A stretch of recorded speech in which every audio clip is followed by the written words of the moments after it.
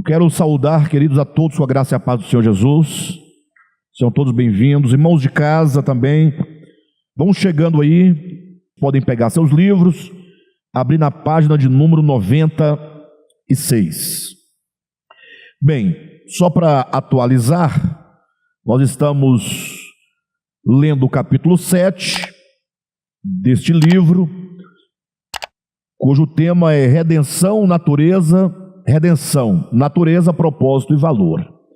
Queridos, e este capítulo, quero que vocês me acompanhem no entendimento, no sentido, este capítulo deste livro, relativamente falando, ele é inédito.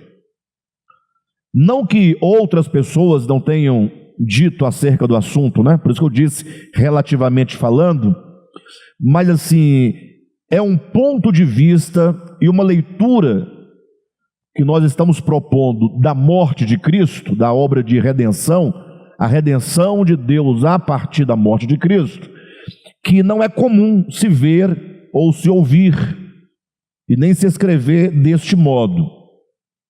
Logo, eu acredito, assim como aconteceu comigo no passado, quando as pessoas se deparam com essa perspectiva, com essa leitura que nós estamos apresentando já há algumas semanas, as pessoas se espantam, não é? E além do espanto, sobretudo, acontece de as pessoas terem receio de abrir o seu coração e o seu entendimento para compreender.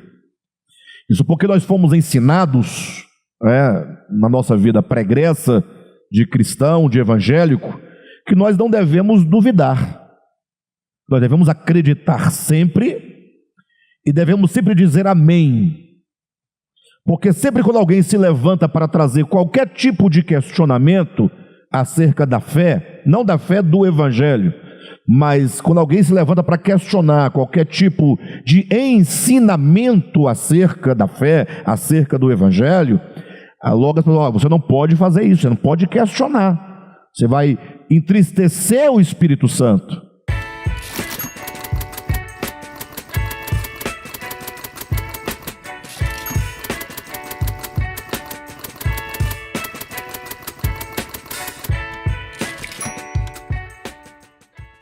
E assim aprendemos a vida toda que devemos ouvir, aceitar, dizer amém e ponto final. E isso tem sido muito nocivo para todos os cristãos. Porque é certo, nós temos pelo menos um exemplo prático da Escritura. Vamos encontrar, por exemplo, lá em Atos dos Apóstolos, quando o apóstolo Paulo fez um elogio à igreja de Bereia. Bereia é uma cidade, né? Bem, desculpe-me, não é bem um elogio à igreja de Bereia, desculpe-me. Ele faz um elogio aos bereanos. Bereia era uma cidade, o bereano é quem nascia naquela cidade.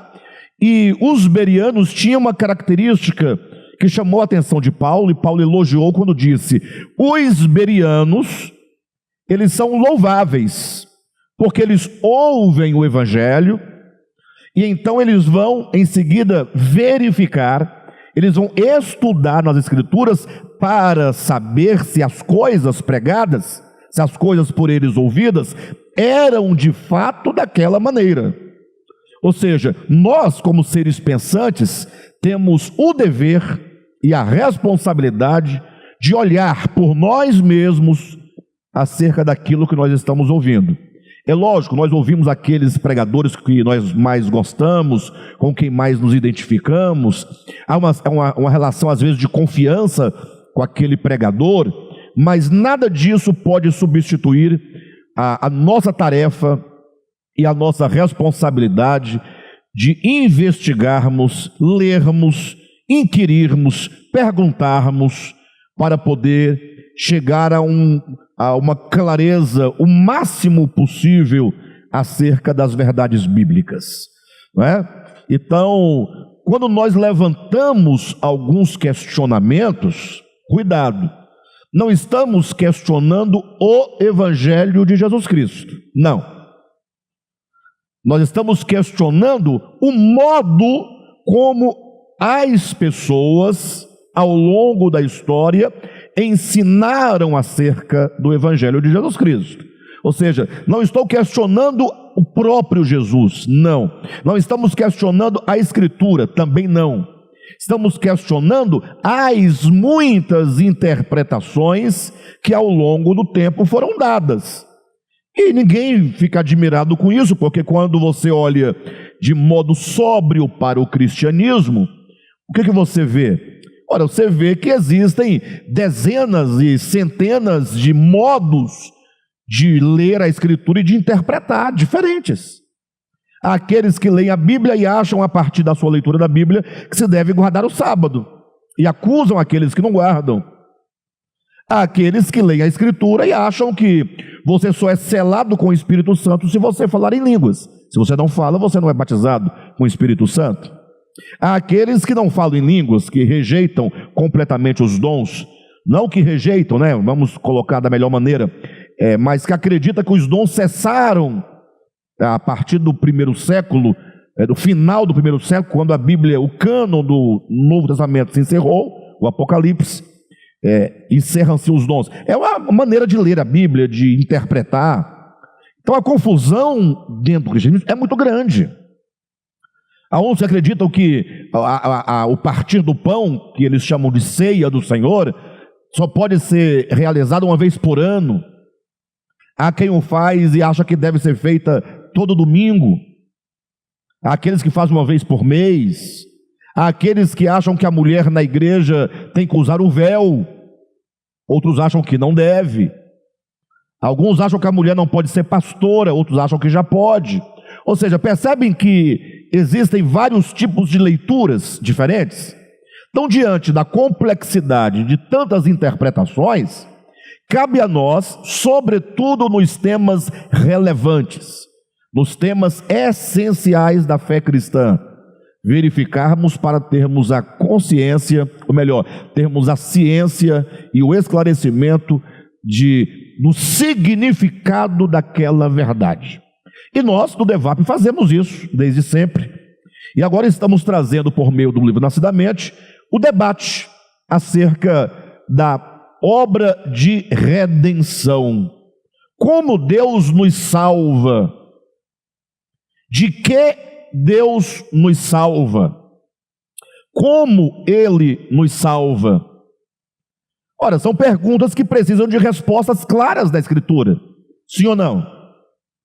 Porque afinal, como é que eu vou me apropriar de uma obra tão magnífica como a obra de redenção, se eu não compreendo? Ou se eu julgo que compreendo, mas na verdade, no fundo, não compreendo coisa nenhuma. Ora, o que comumente é ensinado, e este é o ponto que está aqui em debate, o que comumente se ouve? Se ouve assim, olha, vou colocar em poucas palavras, mas só você somar cada uma das ideias e você tem a síntese do que é ensinado. Primeiro, Deus criou o homem reto. Esse é o primeiro ponto. Ponto 2, este homem que foi criado reto, ele caiu em pecado, ele pecou lá no Éden, quando desobedeceu a Deus comendo do fruto da árvore, fruto esse que não poderia ser comido porque Deus havia proibido. A partir daí, ponto 3, o homem sendo expulso do Éden, a humanidade chegou ao nível em que vocês estão vendo hoje sobre a terra, e essa humanidade, portanto, está debaixo de condenação. Todos os homens ou todas as pessoas que nascem debaixo de condenação. E essas pessoas, porque estão debaixo de condenação, a despeito da sua relação ou não com o Adão que comeu da fruta, dizem eles, você vai pagar do mesmo jeito. Todo mundo é culpado. Todo mundo já nasce culpado. Todo mundo já nasce condenado. E que tipo de condenação é esta? Ora, é o inferno hoje, se você morrer. O que é inferno? O inferno é uma antessala do sofrimento eterno, segundo eles. Estou colocando como se ensina hoje. O inferno é um tacho de fogo. Você vai lá ficar queimando, você está condenado, você está perdido. Não tem jeito para você. E no final, depois do juízo final, que Deus vai constatar efetivamente que você de fato está condenado, vai jogar você dentro do lago de fogo. Eu estou sendo generoso com essa visão, uma vez que a maioria dos cristãos nem diferença fazem entre inferno e lago de fogo. Acham que é a mesma coisa. Ora, se fosse a mesma coisa, não estaria escrito em Apocalipse que no final de tudo, a morte e o inferno serão lançados para dentro do lago de fogo. Então o próprio inferno será lançado no lago de fogo. Bem, mas eu não estou explicando aqui sobre o que é inferno, nada disso. Estou dizendo como é que se vê. Então, esse quadro está pintado, todos estão condenados a essa morte eterna. Por quê? Porque o primeiro homem comeu de uma fruta que não podia comer. E logo a desgraça se instaurou na humanidade, não é? O pecado, a maldade, os vícios, e todos estão condenados, portanto. Essa é a primeira etapa da pregação do evangelho que você ouve comumente. Segunda etapa, Deus olhou para os condenados todos, e Deus então se propôs um plano de salvação. Que plano é esse? Bem, vocês têm culpa, vocês têm pecado, vocês estão condenados, e vocês, portanto, têm uma dívida para comigo. Deus é o credor e o homem é o devedor. Eu não estou ensinando isso, eu estou apresentando como as pessoas veem a ideia da salvação, para vocês entenderem o nosso debate neste livro, ok? Então, vocês são os devedores, Deus é o credor, Ele tem uma dívida a cobrar de vocês. Vocês me devem algo. Aí o pecador responde, sim, eu tenho uma dívida, quero pagar. Como eu posso pagar? Deus fala assim, bem, o valor da dívida só se paga com a própria morte. E não é qualquer morte. Se paga com a morte eterna. Ou seja, a única maneira de o pecador pagar a sua dívida em relação a Deus é indo para o lago de fogo, viver ou morrer. Não é morrer porque ele vai estar vivo, é viver, entre aspas, eternamente, sendo queimado no meio daquele fogo com enxofre, e o garfo do capeta, né? E as labaredas eternamente, os gemidos, os gusanos, os vermes, os gritos, e eternamente na desgraça do lago de fogo. Até quando? Não, até nunca, ou até sempre, não tem chance para vocês. E Deus falou, bem, mas eu vou dar um jeito de salvar vocês. Isso é comumente se ensina. Se você ouviu diferente, me fala. Bem, então, Deus tem um plano. Qual plano? Jesus, o meu filho, vai pagar a sua dívida no lugar de você. Pronto, resolveu o problema. A ideia é, a dívida não pode ser perdoada. Deus seria, a partir dessa perspectiva, um credor incapaz de perdoar. Basta perdoar. Olha, vocês comeram a fruta lá, mas estão perdoados, então vamos para frente, vamos mudar nossa história. Não. Deus, segundo essa interpretação, Ele não pode perdoar, embora ninguém diz isso, né? Ele fala, não, Deus perdoa. Por que eu digo que nessa perspectiva Deus não pode perdoar? Simples, porque alguém tem que pagar. Se alguém paga a dívida, logo não se pode dizer que se perdoou a dívida. Dívida ou se paga ou se perdoa, ou melhor, ou se recebe, ou se cobra ou se perdoa. Se cobra não perdoa, se perdoa não se cobra. Ou não? Tem como você dever um dinheiro para uma pessoa e a pessoa cobrar o dinheiro, exigir que você pague, e você pagar e ela fala assim, eu perdoei sua dívida? É impossível. Mas eu não tinha dinheiro, o Amarildo pagou por mim. Bem, mas se eu recebi, eu não perdoei. Alguém pagou, alguém tem que pagar. Essa é a maneira como se ensina comumente aí fora. Esse é o evangelho que se prega em todos os lugares. Onde você for, essa é a ideia. Tá bom, tudo bem, e aí? Aí Jesus veio, o Cristo de Deus veio, fez carne e pagou. Aí eles dizem que quando Jesus estava na cruz, recebendo golpes, murros, sendo cuspido, insultado, chicoteado, aquele sofrimento que foi imposto, aquele sofrimento que foi imposto a Jesus, que está descrito nos evangelhos, que também foi muito bem representado por Mel Gibson no seu filme A Paixão de Cristo, vocês devem ter assistido. Eles dizem, era toda a ira de Deus, Deus irado, machucado, derramando sua ira sobre Jesus para poder te perdoar. Não há contradição aqui não, pessoal? Pensa comigo. Eu não estou diminuindo a morte de Jesus, nós vamos entender isso. Mas para você entender, você tem que pensar. Então, seria ali na morte de Jesus, o pai massacrando o filho, o pai tendo prazer no sofrimento do filho, porque segundo essa perspectiva, seria somente aquela dor e aquele sofrimento e aquele sangue sendo derramado que poderia trazer alívio e paz ao coração de Deus. Ou seja, quanto mais o filho apanhava, quanto mais era cuspido, quanto mais murro na cara, no olho dele, no nariz dele, mais Deus ia relaxando. Ou seja, esse espírito de vingança, né? Eu só vou descansar quando eu derramar toda a minha ira e a minha vingança. Bem, está pregado o evangelho, é isso aí. E agora? Bem, agora você que ouviu essa história é convidado a crer nessa história. Se você crê nessa história, você está salvo. E se você não crê nessa história, você está perdido. Esse é o evangelho pregado. Daí você, na pressão, está indo para o lago de fogo, não tem alternativa, eu aceito, eu creio. Tá bom. Tem uns corajosos aí que falam que não acreditam, né? Tem uns corajosos. Mas a maioria dos homens, né, na sua fraqueza, fragilidade, fala, não, eu aceito, eu acredito, lógico. Até porque, como é que eu não vou acreditar numa história tão boa? Porque se todos aqueles cascudos que Jesus recebeu era para mim, e ele já recebeu no meu lugar, eu acredito, porque eu estou me livrando de um problema. Então, eu acredito.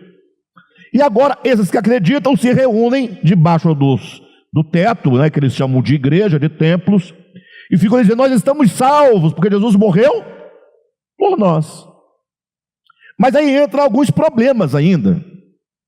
Ora, ele pagou o preço? Pagou? Lógico, está escrito que ele pagou, inclusive. Nós não estamos duvidando, nós estamos pensando. Tá, se ele pagou o preço, glória a Deus por isso, logo a dívida está o quê? Está paga, está quitada. Só que você corre o risco de não ser salvo, mesmo estando pago. Né? Parece piada, mas é verdade. Você corre o risco porque você vive debaixo de acusação 24 horas. Se não fizer assim, está perdido. Se não ler a Bíblia, está perdido. Se não for para o culto, está perdido. Não der o dízimo, está perdido. Se fizer isso, está perdido. Se beber cerveja, está perdido. Se dançar, está perdido. Se cantar, está perdido. Tá? Você vive 24 horas aquela perturbação e ameaça tipo inferno. Mas está pago. Está pago ou não está pago? Aí vamos ter que resolver. Como é que cobra, recebe... E agora fala, se você vacilar, eu te jogo lá no lago de fogo. Não faz sentido? Não, vamos colocar de outro modo. Se está pago, está pago. E aquele que não crer em Jesus? Está pago ou não está pago? Não, está pago só para quem crê. Então não pagou de todo mundo. Pronto, aí, isso tudo tem que ficar claro. Nós temos que entender o que está acontecendo. Não, ele pagou, mas pagou só a metade. A outra metade é sua. Ele pagou 50%, você paga o restante. Vamos combinar. Vamos deixar tudo claro como as coisas são, mas não. As pessoas não perguntam isso. E por que não perguntam? Com medo de blasfemarem contra Deus. E nós não estamos aqui jamais questionando a Deus, tão pouco questionando a Jesus, tão pouco questionando a Escritura. Estamos aqui para questionar a visão e a interpretação que deram acerca da obra de redenção e que, na verdade, na prática, não funciona. Sabe quando não funciona? Eu ouso dizer aqui, e tenho como provar para qualquer um, esta obra de redenção, do modo como ensinam, não serve para nada. Por que não serve? Porque quando você olha para aqueles que dizem que estão salvos, você não consegue ver tal salvação. Porque existe contenda entre os salvos. Se está salvo, como tem contenda? Salvo de quê, afinal? Você vai ver a inveja. Se está salvo, como tem inveja? Você foi salvo, afinal de quê? Como é que você está salvo e você não consegue se livrar dos vícios? Não consegue se livrar da mentira, da avareza, da impureza, da maldade, do dolo, da divisão, do adultério, da língua ferina, dos pés que correm para derramar sangue inocente, da fofoca, da facção, do dinheiro do Deus desse século, ou de Mamon que seja, desculpe-me. Você percebe que quando você olha aqueles que dizem que estão salvos, tá bem, se for para ser salvo assim, fica difícil, sabe por quê? Porque nem os salvos se aguentam. Porque todo dia uma igreja racha no meio e se divide em duas. Todo dia. Aquele que rachou com aquela igreja, rachou porque não aguentava aqueles crentes lá, foi fazer a igreja dele. Quem está entendendo? E eu não estou entrando nos méritos de quem é certo, de quem é errado. Eu quero dizer como funciona. E o pior, quando isso acontece, tornam-se o quê? Inimigos. Tornam-se inimigos. E são tão tolos que vão para a mídia expor publicamente suas inimizades. Um líder contra outro líder.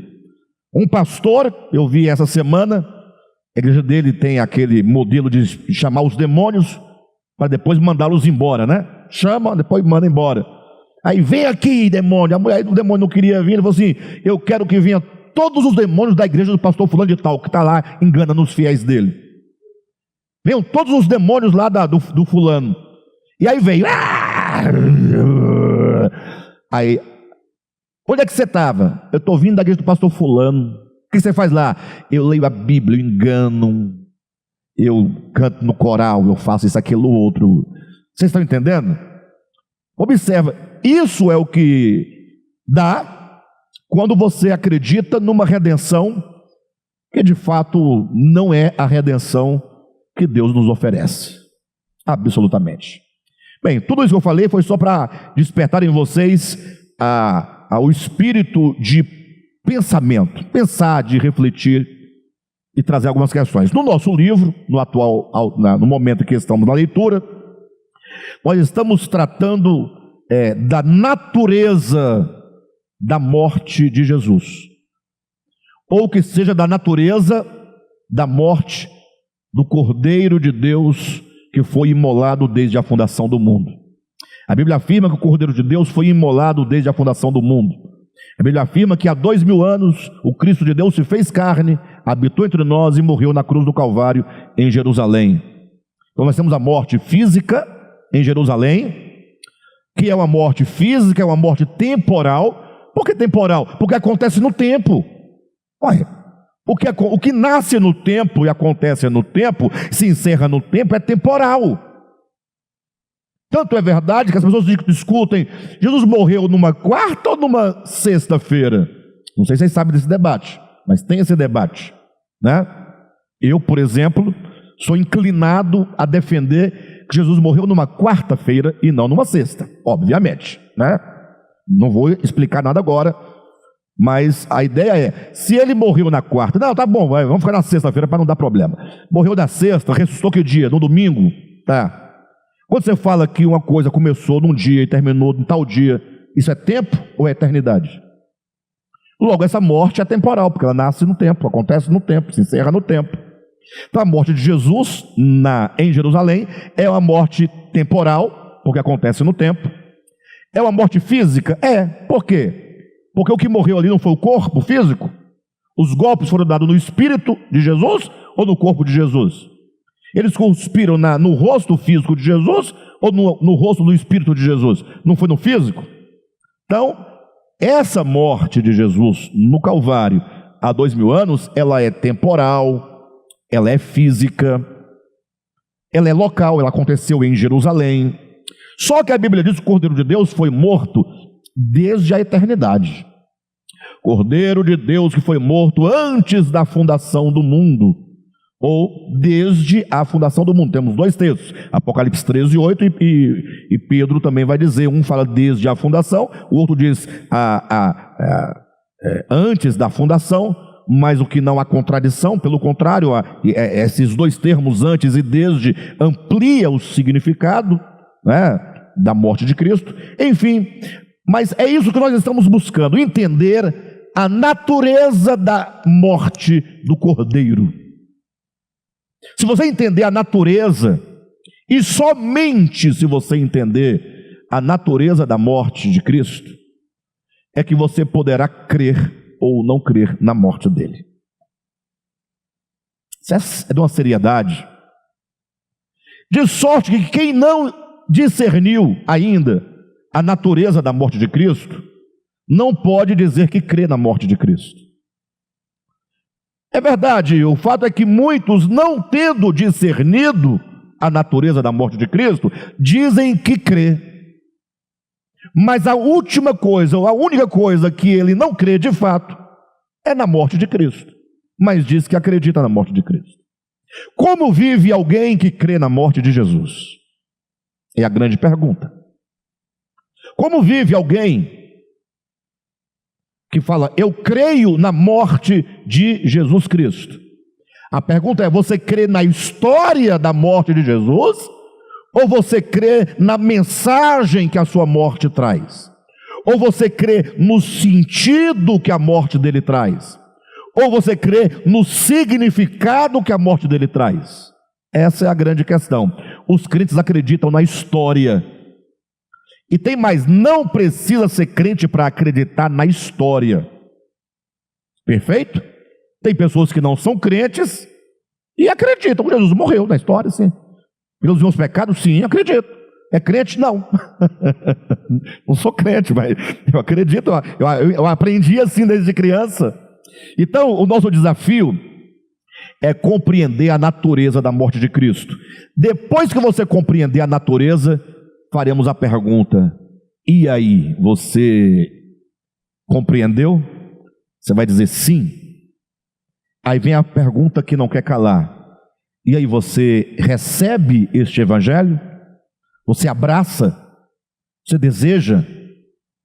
Você crer no sentido de ter fé? E fé é sentido de se entregar de modo tão confiante e de ser fiel à mensagem? Essa será a pergunta que comumente aqui se faz. Quem quer aceitar a Jesus? Olha, quem é que não quer aceitar um Jesus que morreu no meu lugar e está tudo certo, ele pagou, eu estou salvo, que vai me dar casa, vai me dar dinheiro, vai curar meu corpo, vai tirar minhas enfermidades, vai fazer isso e aquilo outro? Todo mundo quer esse Jesus. Bem, mas vamos então à leitura do livro e vamos lá então ao discernimento da natureza da morte de Cristo. Página de número 95, né? 95, desculpe-me, tá? 95. Do nosso livro. Quem não tiver o livro, não tem problema ficar ouvindo com atenção, e você vai entender do mesmo jeito. Porque eu leio, explico, releio, leio 30 vezes a mesma frase, fica tranquilo. Então lá no topo da página 95, o problema que agora se nos impõe é a necessidade de se discernir a natureza eterna da morte do Cordeiro de Deus, o tipo de morte de que estamos falando. Perfeito? Porque nós estamos defendendo, o Devap acredita nisso, entende pela Escritura que o Cordeiro de Deus foi imolado antes da fundação do mundo. Não havia mundo e o Cordeiro já havia sido imolado. Não existia mundos invisíveis, nem mundos visíveis. Não havia anjos, nem arcanjos, nem querubins, nem serafins. Não havia criaturas, não havia terra, não havia o homem, não havia nada, havia sido ainda criado. Antes de um mundo, de um cosmo vir à existência, o Cordeiro de Deus já havia morrido. Está lá em Apocalipse 13:8. Eu vou ler com vocês para que ninguém tenha dúvida. Apocalipse capítulo 13, versículo 8. E adorá-la-ão, ou seja, as pessoas vão adorar a besta, está falando do anticristo, e adorá-la-ão todos os que habitam sobre a terra. Quem são esses? Aqueles cujos nomes não foram escritos no livro da vida de quem? Da vida do Cordeiro, que foi morto desde a fundação do mundo.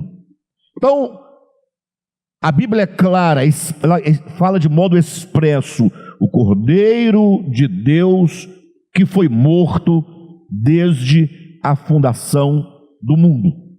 Pedro, na sua epístola, vamos verificar também, ele vai dizer, não é? Que Jesus, o Cordeiro, foi morto antes da fundação do mundo, né?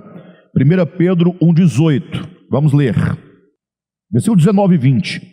Mas pelo precioso sangue como de cordeiro, sem defeito e sem mácula, o sangue de Cristo, conhecido com efeito, antes da fundação do mundo, porém manifestado no fim dos tempos por amor de vós. Você tem que reunir o texto de Apocalipse 13:8 com este. Lá diz: o Cordeiro que foi imolado desde a fundação do mundo. Aqui diz que esse sangue do Cordeiro, ele foi conhecido antes da fundação do mundo, porém foi o que? Manifestado no tempo. Então ele é conhecido antes da fundação do mundo, porque o Cordeiro foi imolado desde a fundação do mundo, mas essa morte, esse imolar do Cordeiro de Deus, foi manifestado no tempo. O que acontece no tempo em Jerusalém é a manifestação do que acontecera na eternidade. A morte do Cordeiro se dá no plano da eternidade. A sua manifestação, porque lá ninguém viu, lá ninguém conheceu, lá ninguém sabia, em algum momento essa morte na eternidade precisava se mostrar aos homens, se revelar aos homens, se manifestar aos homens. Isso aconteceu na pessoa de Jesus de Nazaré há 2000 anos em Jerusalém. Ok? Então, vamos seguindo nossa leitura, página 95, né? O problema que agora se nos impõe é a necessidade de se discernir a natureza eterna da morte do Cordeiro de Deus, o tipo de morte de que estamos falando. Ora, imagine você pregando para uma pessoa. Pense você pregando.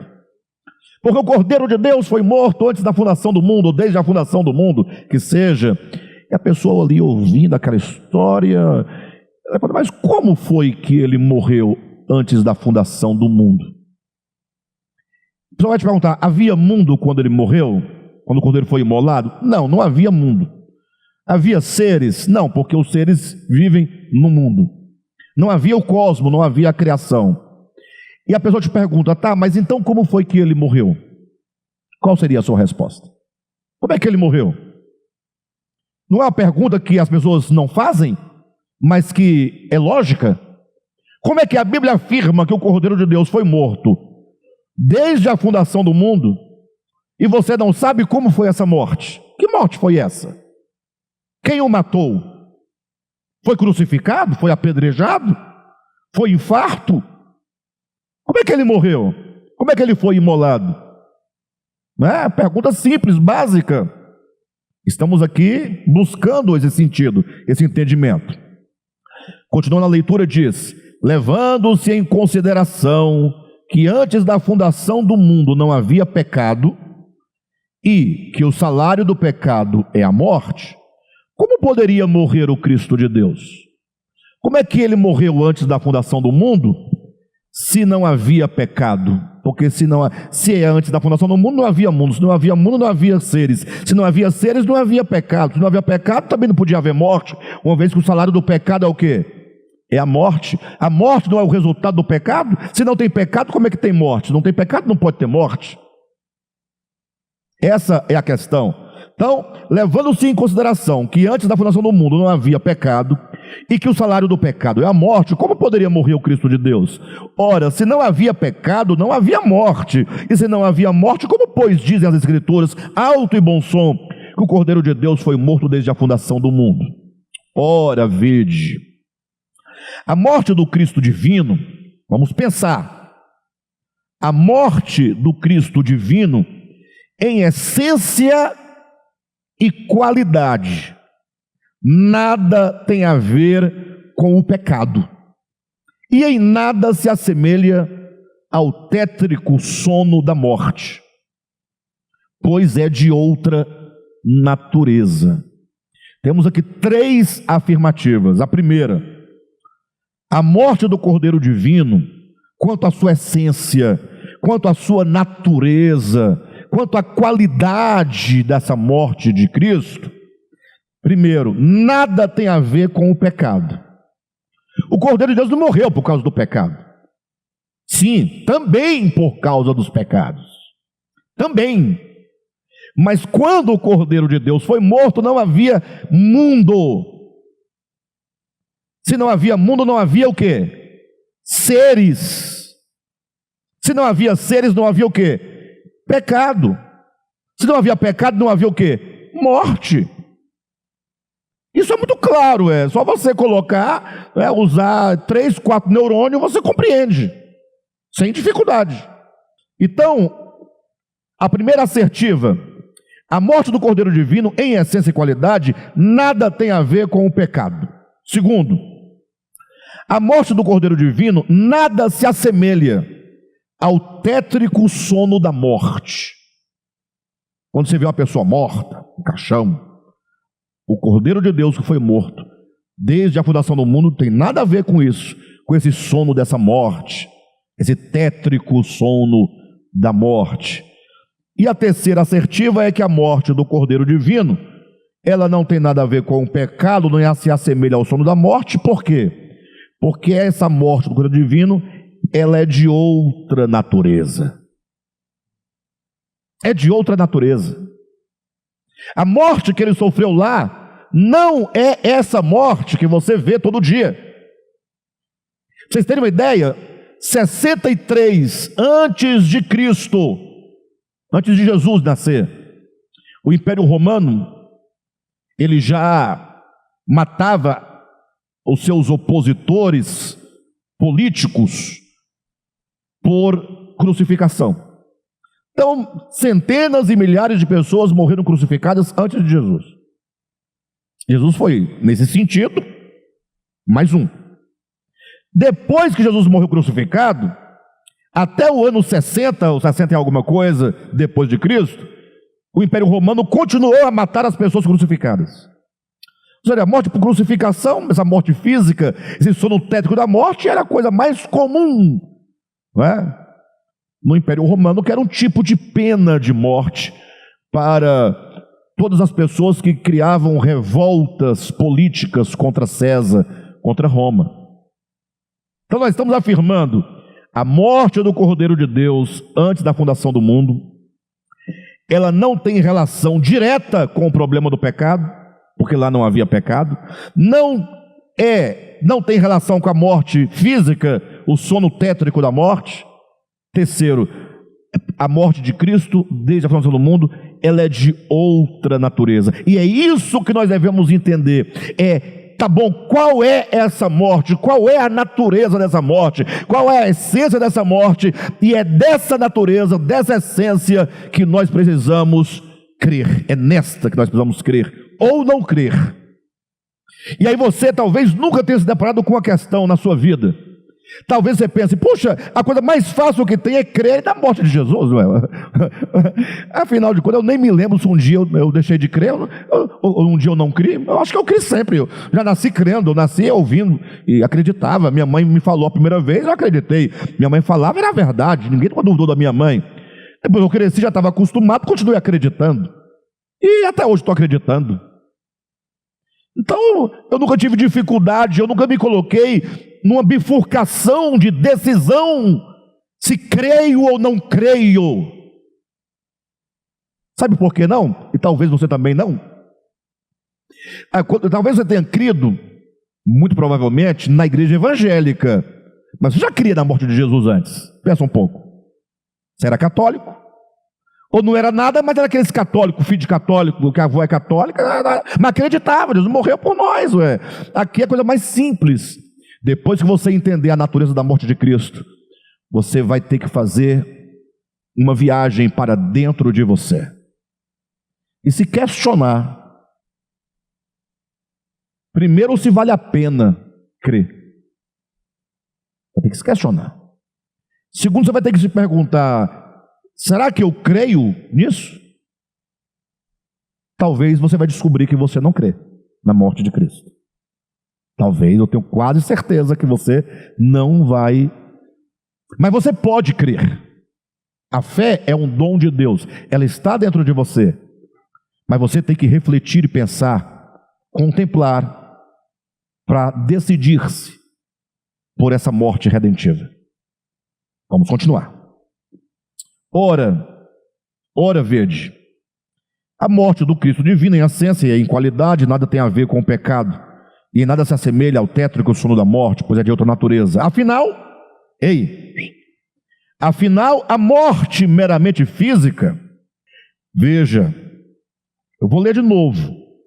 Ora, vede, a morte do Cristo divino em essência e qualidade nada tem a ver com o pecado, em nada se assemelha ao tétrico sono da morte, pois é de outra natureza. Você vai falar isso aqui para alguém, o crente, o reformado, o pentecostal, ele vai te matar.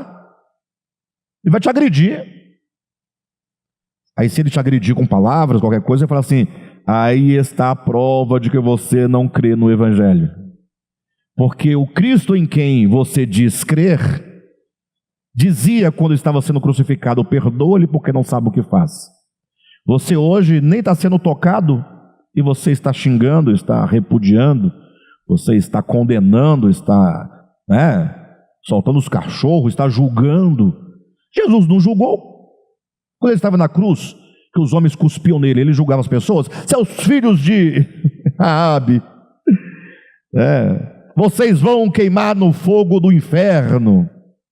Era assim que ele fazia? Como é que ele fazia? Pai, perdoa-lhes. Ele clamava por perdão. Como é que o crente diz crer em Jesus e faz totalmente o oposto do que ele fez? Será que crê? Ah, mas não é assim também, né? Nós somos... Sim, mas você crê nele ou você crê na história dele? Você crê na pessoa dele, na obra dele, ou você crê na história que te contaram acerca dele? Essa é a grande questão. Você recebeu e acreditou numa informação, ou você abraçou uma pessoa crucificada, o crucificado? Essa é a grande questão. Então, quando você disser e afirmar alto e bom som que a morte do Cordeiro Divino em essência e qualidade não tem nada a ver com o pecado, nada se assemelha com o sono tétrico da morte, pois é de outra natureza, vão te questionar: ah, mas de onde você tirou essa ideia? Aí você continua dizendo: afinal, você pode colocar no lugar de afinal, com efeito, a morte meramente física, pausa, a morte de Jesus lá no Calvário foi de que espécie? Ele morreu fisicamente? Ou ele morreu espiritualmente? Ou ele morreu eternamente? Por que perguntar isso? É porque você tem que responder. Há pelo menos, segundo a teologia confessional, 3 tipos de morte. Nós estamos apresentando a quarta para vocês. A quarta deixa de lado, que é depois. Os 3 tipos de morte que a teologia convencional apresenta. Morte física. Essa que todo mundo morre todo dia aí.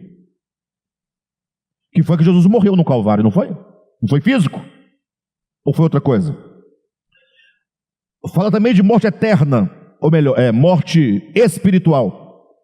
Qual é a morte espiritual? É aquela que está lá em Efésios, né, capítulo 2, versículo 1. Estando vós mortos nos vossos delitos e pecados. Morte enquanto separação de Deus. Quando você se afasta da vida, que é Deus, acontece a morte espiritual. O seu espírito não conecta mais com o divino, que é a morte negativa, a morte dos perdidos, mesmo estando eles vivos. Essa foi a morte que Jesus sofreu lá? Não pode ser, porque Paulo diz: Deus estava em Cristo, reconciliando consigo o mundo. Onde é que estava Deus? Em Cristo. E nele habita corporalmente toda a plenitude da divindade. Logo não houve morte espiritual, e nem poderia haver, porque como alguém morto espiritualmente pode redimir alguém, se ele próprio está perdido? E morte eterna, que é o terceiro tipo de morte, é o ser lançado eternamente no lago de fogo, para queimar por toda a vida. Jesus morreu essa morte eterna no lago de fogo? Está lá queimando até hoje, vai queimar toda a eternidade? Não. Então a pergunta se a morte do Cordeiro de Deus, nós dizemos que é de outra natureza, a pessoa questiona, fala assim: ora, mas qual foi a morte que ele sofreu na cruz? Foi a eterna? Foi a espiritual? Ou foi a física? Os evangelhos vão dizer que é a física, porque deram murro aonde? No olho dele. O olho é físico. Colocaram a coroa de espinho aonde? Na cabeça dele. Deram chicotada aonde? Nas costas dele. Onde bateram os pregos? Nas mãos, nos pés, furaram o lado dele. O que foi sepultado lá na sepultura de José de Arimateia? O corpo dele. Logo, a morte que ele sofreu foi a morte física. Ninguém tem dúvida disso. E agora veja a questão. Aliás, ou melhor, afinal, a morte meramente física não pode redimir ninguém da morte eterna, pois os valores são incompatíveis. Ora, se o Dudu tem uma dívida, a dívida dele é R$1 bilhão. É muito dinheiro, né? Não, $1 bilhão. Vai ficar mais gordo, a dívida gorda. E aí então o Chiquinho se propõe a pagar a sua dívida e chega lá com R$10. Paga? Não, meu irmão, R$10 não. Aqui é $1 bilhão. Com R$10 não paga. Não tem equivalência de valor. Ora, a que tipo de morte está o homem condenado, segundo o que se prega? Não é a morte eterna? Ou é a morte física? Se fosse a morte física, Paulo não teria morrido a morte física, porque ele era salvo em Cristo Jesus e morreu a morte física. Então, se o homem está condenado a uma morte eterna, que é o lago de fogo, para Jesus poder pagar na equivalência de valores e de natureza, ele deveria sofrer a morte eterna. Ou seja, ele vai para o lago de fogo queimar eternamente no meu lugar. Aí faria sentido. Quem está entendendo? Aí faria sentido. Aí é equivalente. Agora, morte física não paga morte eterna? Absolutamente. Aí teve um certo pregador, autor de uma linha teológica muito divulgada nos dias de hoje, inclusive, só que esse pregador já morreu. Kennedy Reagan. Já ouviram falar? Kennedy Reagan. Esse camarada, pensando isso que nós estamos pensando agora, ele encontrou uma saída. Ele pensou: a morte física não paga a morte eterna. O que é a morte eterna? É o lago de fogo. Então, como é que nós vamos resolver? Aí ele teve uma ideia, ó. Qual foi a ideia dele? quando Jesus morreu na cruz, que o seu corpo foi sepultado, a alma de Jesus, o espírito de Jesus, foi para onde? Para o inferno, para o lago de fogo. E durante os 3 dias da sua morte, ficou ele sendo queimado e o diabo furando ele com um garfo. Quem está entendendo? Isso não é mentira, não é invenção e nem é piada. Isso é uma linha teológica que tenta explicar, para poder justificar, para a morte de Jesus poder pagar a morte do homem. Se a morte do homem é eterna, Jesus tem que ser eterna. Logo ele foi para o tacho de fogo, porque o tacho de fogo é a morte eterna. Bem, os crentes de modo geral não acreditam nisso, tá, pessoal? É só uma corrente teológica que ainda é viva até os dias de hoje, mas diante de toda a história do cristianismo, ela é muito insignificante, né? Então, não estou dizendo que o cristianismo prega isso, não. É apenas o Kennedy Reagan que trouxe isso, e quem segue até hoje a sua linha doutrinária acredita nisso. Ponto final, ok? Então estamos dizendo que, afinal, a morte meramente física não pode redimir ninguém da morte eterna, pois os valores são incompatíveis. Seria melhor, né? Com isso, né? Ao afirmarmos isso, com isso, não negamos o valor redentivo da morte de Jesus na cruz do Calvário. Porque alguém fala assim: Alexandre, está diminuindo, diz que a morte não pagou, a morte não é suficiente. Para disso, seja honesto, que eu não estou dizendo isso.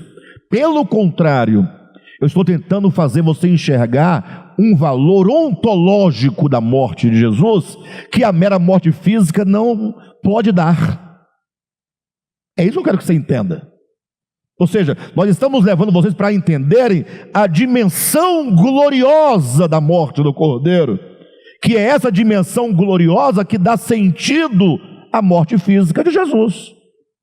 Então, com isso, não negamos o valor redentivo da morte de Jesus na cruz do Calvário. Antes, elevamos a sua morte física ao plano da realidade espiritual, de cuja essência foi a morte de Jesus no Calvário, a manifestação. Então nós estamos dizendo, a morte do Cordeiro de Deus, antes da fundação do mundo, tem uma essência, tem uma realidade espiritual. E essa realidade espiritual, essa essência, se manifestou no viver humano de Jesus e se manifestou sobretudo na morte física de Jesus. O homem profano não consegue compreender tão sublime verdade. Para o olhar objetivo da teologia analítica, a morte redentora de Cristo se limita ao tempo da crucificação, há 2000 anos, ao lugar da execução de Jesus, o Calvário, ao instrumento de tortura, a cruz, ao sangue derramado, as hemácias, aos golpes recebidos, os murros e chicotadas. Mas como pode a morte natural resgatar alguém da morte espiritual? De que maneira sofrimentos físicos redimem a alma alienada de Deus, jazendo ela em trevas e inimizade contra o Criador? Não se pode, portanto, interpretar os sofrimentos físicos de Jesus como sendo propriamente a sua morte redentora. Antes, devemos nos lembrar que a tortura sofrida por ele na carne reflete a sua auto-humilhação e o esvaziamento do seu eu divino. E aqui é o ponto. Eu vou ter que parar aqui, mas não posso encerrar antes de trazer uma consideração. Eu já falei isso aqui umas dezenas de vezes, mas nós nunca enxergamos e nunca entendemos. Vamos falar mais ainda centenas de vezes sem entender. Filipenses capítulo 2 é o texto que esclarece a natureza ontológica da morte de Jesus. ou da morte de Cristo, ou da morte do Cordeiro de Deus, antes da fundação do mundo? Que tipo de morte? Cordeiro de Deus, Paulo vai dizer, porque subsistindo na forma de Deus. Não vamos nem entrar no mérito da coisa. Sendo ele Deus. Sendo Deus. Ele é Deus. No princípio era o verbo estava com Deus, e o verbo era Deus.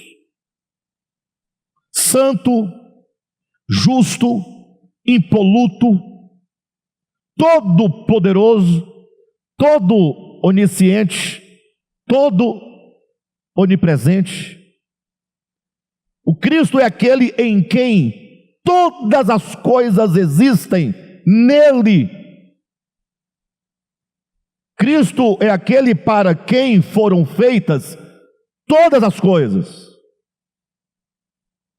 Nós temos que procurar, na nossa limitação, ver o máximo e dimensionar o máximo da grandeza de Cristo.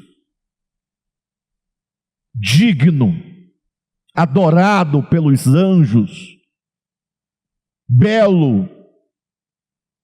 Ele olha para o homem e diz: eu preciso redimir o homem. E o próprio Jesus deixou claro, né? Como é que ele faria isso? Como é que ele faria? Eu preciso redimir o homem.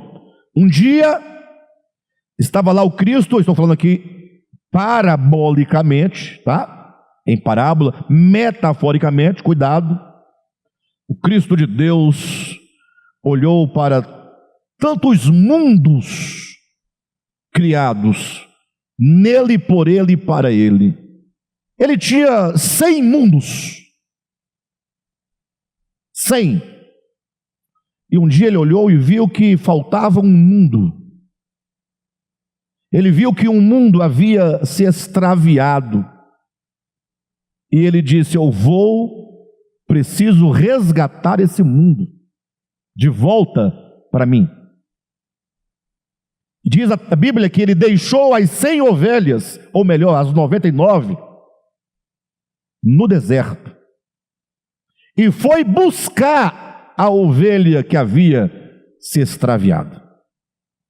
Então, o Cristo de Deus, ele vem ao mundo para resgatar esse mundo que se perdeu dele. Como fazê-lo? É a grande questão. Ele sabe que ele precisa e ele sabe que virá, mas como ele fará? Ele podia fazer assim, olha, sabe uma coisa? Ele não tem todo o poder? Vem para cá, vem todo mundo para cá, vamos ficar aqui, está tudo certo, não vamos fingir que não aconteceu nada, vamos continuar. Mas isso não é salvar. Porque o homem é salvo afinal de quê? O homem é salvo, primeiro, da inimizade que há dentro do coração do homem em relação a Deus. O homem que não ama a Deus, o homem que nutre e cultiva dentro de si inimizade contra Deus, o homem que se autoproclama Deus, que se autodeclara Deus, o homem que se assenta no santuário de Deus como se fosse o próprio Deus, o homem que requer e exige adoração para si, o homem que requer e exige serviço para si, o homem que está orgulhoso, está empanturrado, está cheio de ego, e agora ele quer ser servido. Então o problema do homem não é uma questão de céu e inferno, de vem para cá, está tudo certo, vamos fingir que não acontece. Não é bobagem.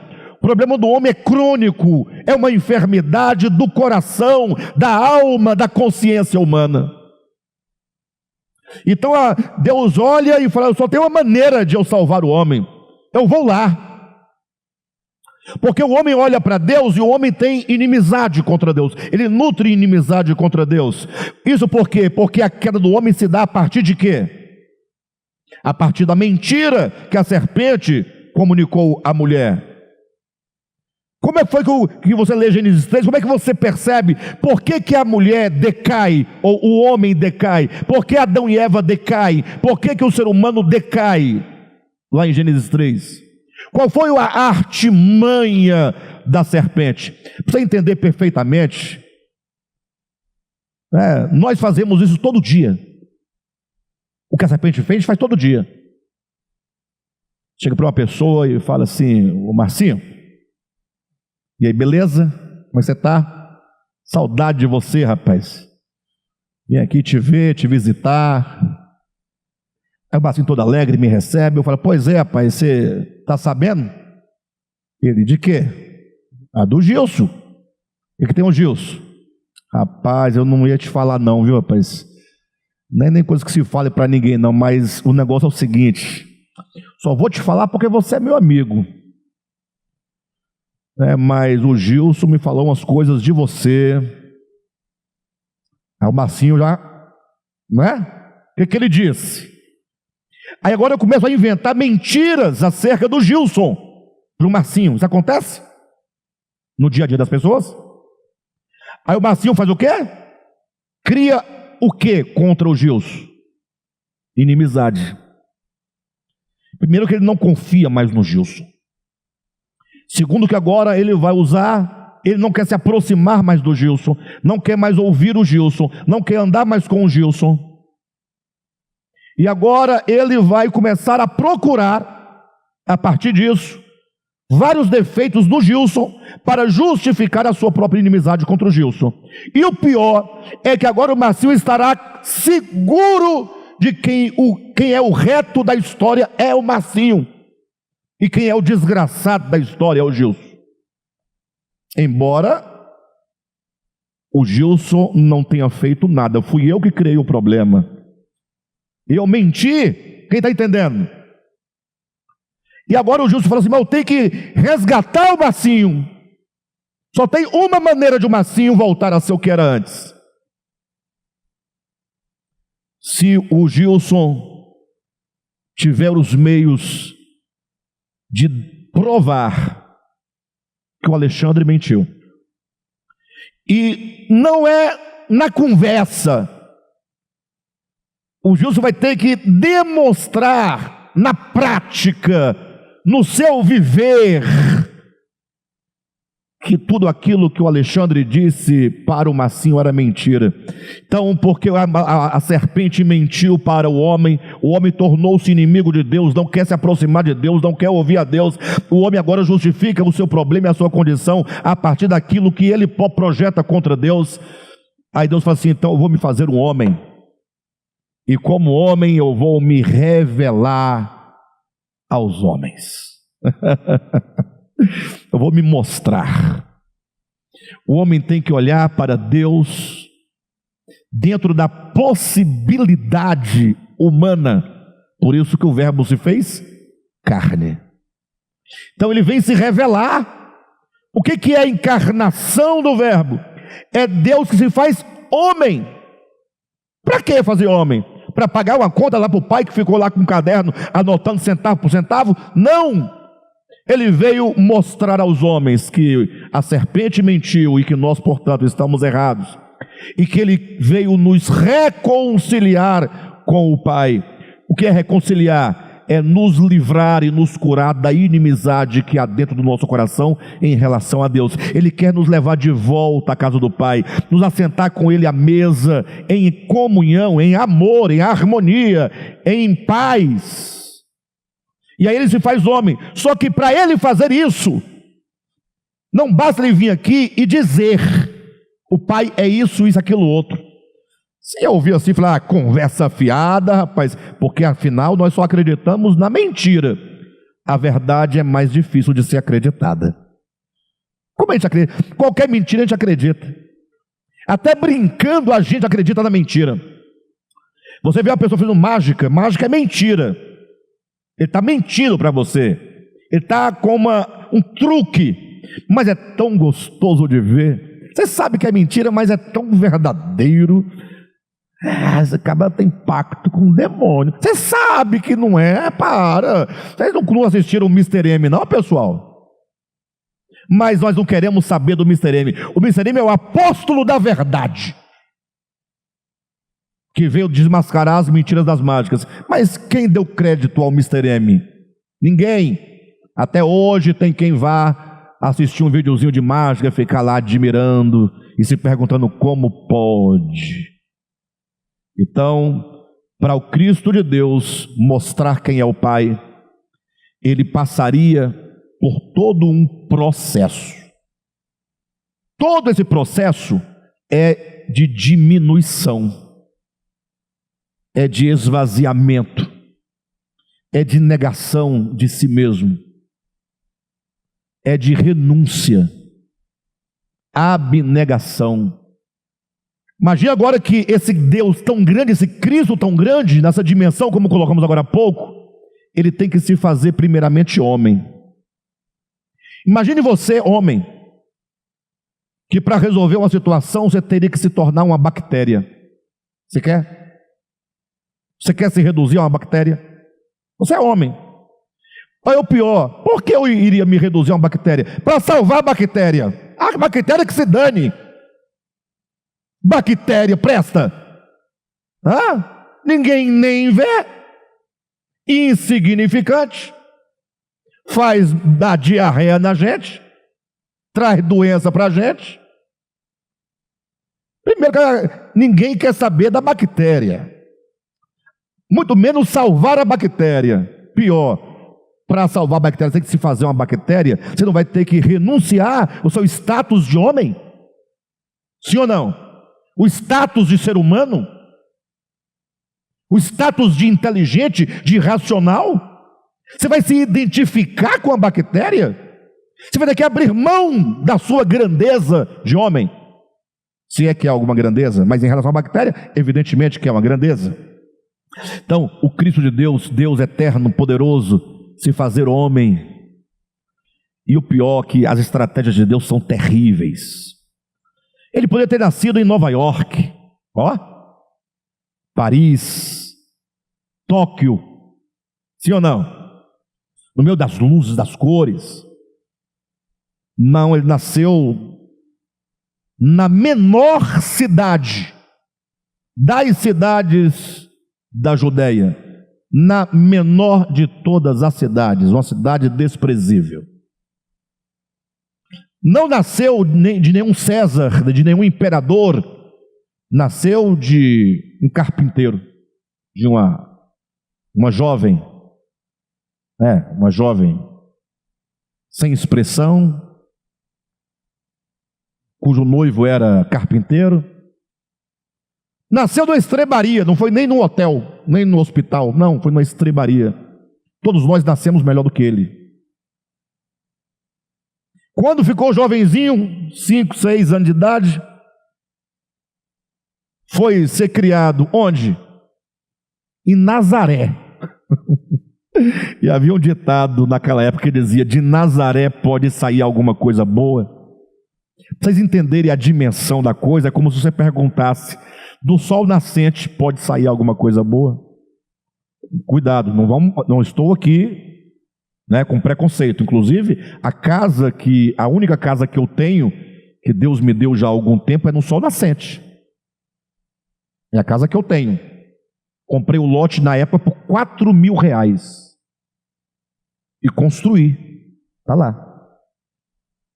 Porque se fosse para eu comprar uma casa, eu não poderia comprar. E não posso comprar até hoje.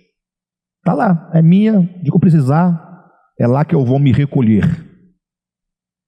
Mas assim, do ponto de vista econômico, social, evidentemente que há lugares mais afastados. Quanto mais afastado dos grandes centros, menor o valor econômico, não é? Sim ou não? É nesse sentido que eu estou colocando. Foi criado em Nazaré. Mas tudo isso era apenas o prefácio da manifestação. É ele criando um contexto no qual pudesse revelar Deus ao homem. E agora ele começa a pregar. O segundo passo da estratégia de Deus, primeiro é o esvaziamento de se fazer homem. E não qualquer homem, mas um homem desprezível, um homem pobre. Isso não é abrir mão ou não? Qual o segundo passo? Agora eu vou pregar. Eu vou dizer para as pessoas quem é o Pai, porque eles não sabem. Porque eles pensam que o Pai é o Deus de Moisés, é o Deus do Antigo Testamento. Hoje eu vi um pastor falando, e eu fiquei assim, sem entender, porque ele dizia contra alguém que estava falando sobre as tragédias no Rio Grande do Sul. Alguém disse que era Deus que estava trazendo juízo no Rio Grande do Sul, e esse pastor dizia o seguinte: não pode ser Deus, porque Deus não mata o justo com o injusto. Eu admirei das palavras desse pastor, né? Porque ele prega que lá no Antigo Testamento Deus matava criança, velho, jovem, cavalo, cachorro, tudo junto, não tinha distinção. Eu não quero entrar nesses méritos, mas Jesus veio para dizer: olha, eu vou mostrar para vocês quem é o Pai. O Pai é graça, o Pai é misericórdia, o Pai é amor, o Pai é perdão, o Pai é bondade, é benignidade. Só que os homens não viam Deus desse modo. Então agora ele passa 3 anos falando como é o Pai, qual é o caráter do Pai, qual é a natureza do Pai. 3 anos depois vem a terceira parte da estratégia divina. Agora que vocês sabem o que Ele é pelo que eu disse, isso não é suficiente para vocês. Eu agora vou mostrar na terceira etapa como Ele é na prática.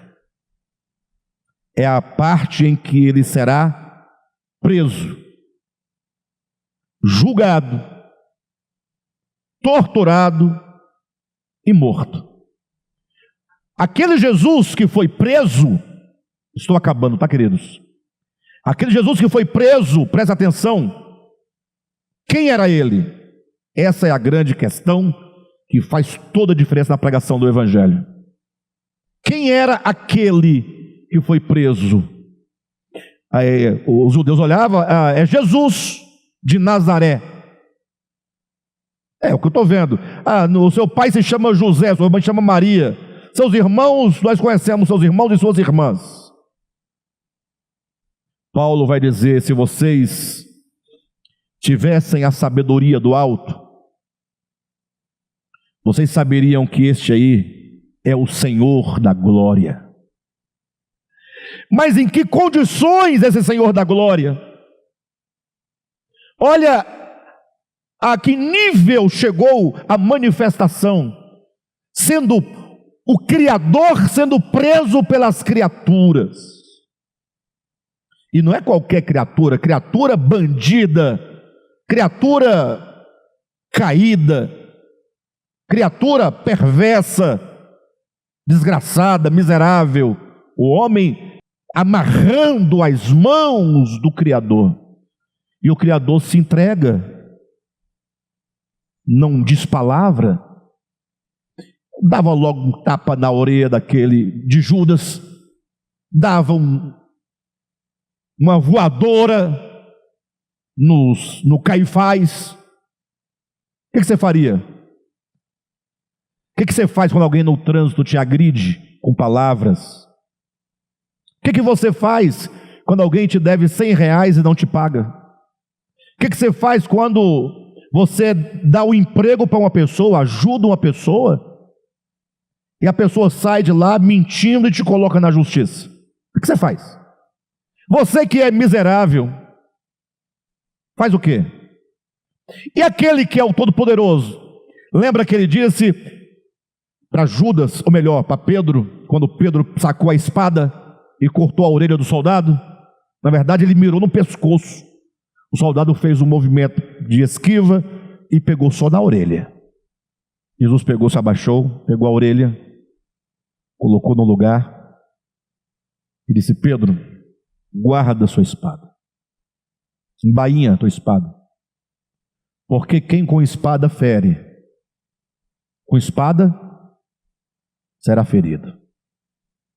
Pedro, você acha que eu não poderia invocar agora, pedir ao meu Pai, Ele me mandaria aqui 12 legiões de anjos? 12 vezes 6? 52?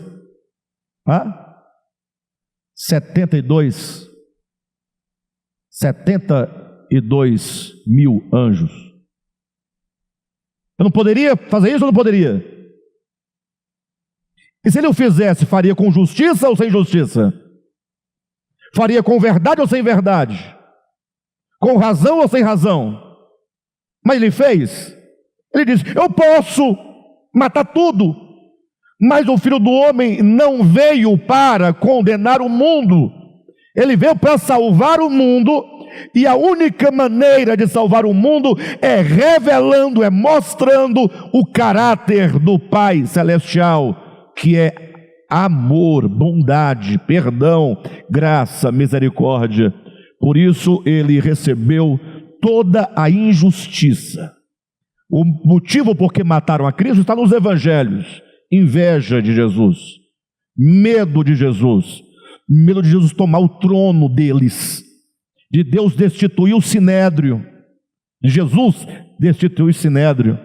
Então os poderosos foram quem incitaram as multidões a gritarem na porta de Pilatos, para que Pilatos pudesse, governador da Judeia, pudesse em nome de César condenar a Jesus. A morte de Jesus, do ponto de vista humano, foi um problema de natureza política. Não que ele estivesse envolvido, mas é porque os homens, olhando para ele, via: as multidões seguem ele, as multidões ouvem ele, amanhã ele vai tomar o trono, antes que tomem, vamos matá-lo. E o que ele fez?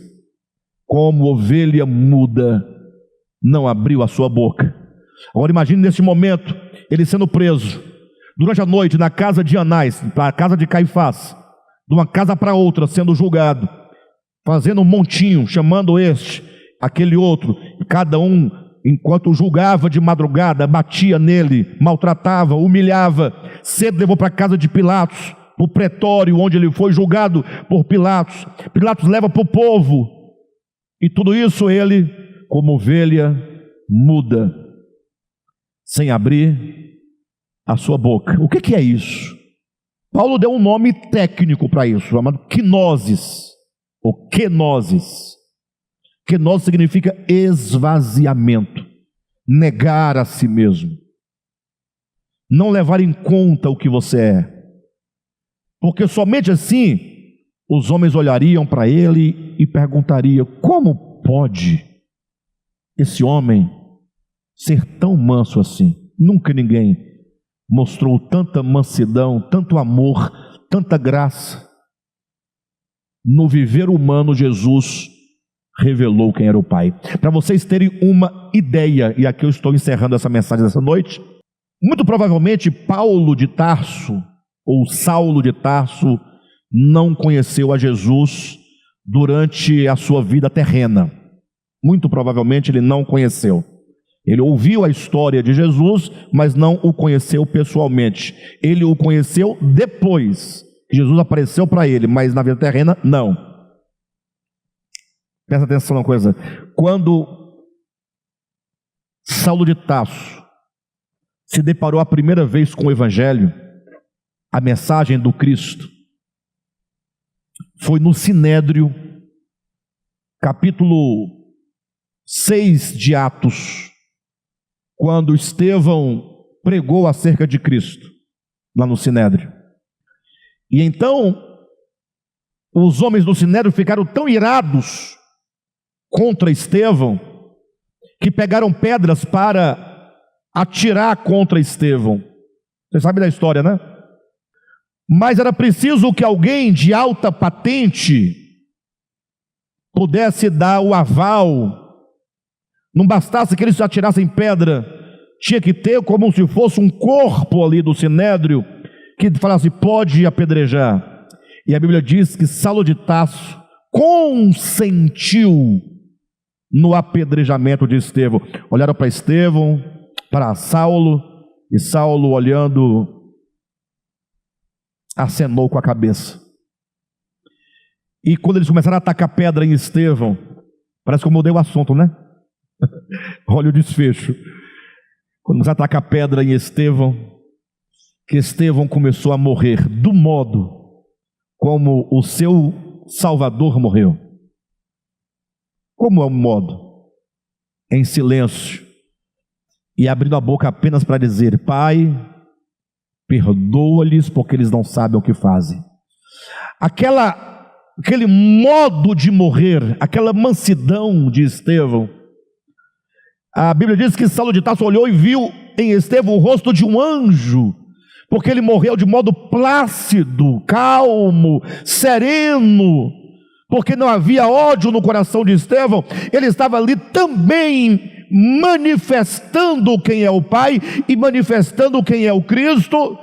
E aquela morte de Estevão foi tão forte na mente e aos olhos de Saulo de Tarso. Saulo de Tarso ficou tão intrigado, perguntando-se a si mesmo: como pode esse homem morrer deste modo tão pleno, tão singelo, tão meigo? E aquela morte de Estevão, enquanto manifestação do Espírito de Cristo, entrou no coração de Saulo de Tarso, entrou na mente de Saulo de Tarso. E diz a Bíblia que a partir disso, essa imagem da morte de Estevão, desse modo, dessa expressão de graça, de amor, de perdão, se tornou dentro de Saulo de Tarso um aguilhão que ficava ferindo. Toda vez que Saulo se lembrava da morte, o aguilhão.